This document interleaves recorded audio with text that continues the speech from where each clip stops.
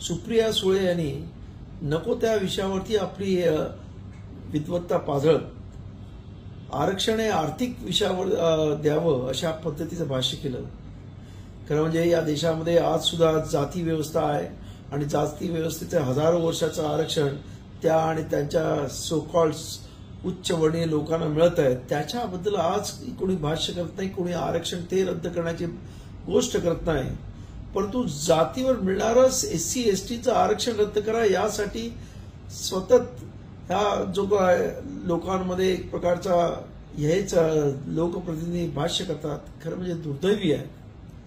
माझं असं म्हणणं आहे की शतकानुशतके या देशामधल्या या दीन दलित गोरगरीब आणि दलित समाजाला अन्यायावर त्यांच्यावरती झालेले असंख्य प्रकारचे जाती व्यवस्थेमुळे अन्याय असतील, त्यांना ज्ञान संपत्ती जमीन याच्यापासून वंचित ठेवलं। आज कुठेतरी बाबासाहेब आंबेडकरांसारखा महासुले झाला आणि त्यांनी खऱ्या अर्थानं या देशामधल्या तमाम या दलितांना कष्टकऱ्यांना एक आशेचा किरण दाखवलेला आहे आणि त्या रिझर्वेशन मधून आज कुठेतरी ह्या सर्व समाजामध्ये जागृती येत आहे, शिक्षण मिळत आहे, कुठेतरी त्यांना नोकऱ्या मिळत आहेत।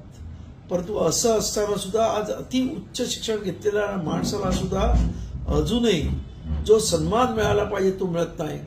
हे एवढं सर्व असताना आपण जेव्हा जातीवरती असणारं आरक्षण रद्द करा, सामाजिक आरक्षण रद्द करा असं म्हणतो, तेव्हा ते खरेच या देशामधल्या लोकांचे लोकप्रतिनिधी आहेत का हा महत्त्वाचा प्रश्न ठरतो। आणि म्हणून माझं असं त्यांना सांगणं आहे की आपण भाष्य करताना विचारपूर्वक करावं, समोरच्या व्यक्ती कोण आहेत त्यांना खुश करण्यासाठी भाष्य करू नये। आपण एक जबाबदार लोकप्रतिनिधी आहात आणि त्या पद्धतीने भाष्य करावं एवढीच त्यांना विनंती करतो। जय भीम, जय महाराष्ट्र।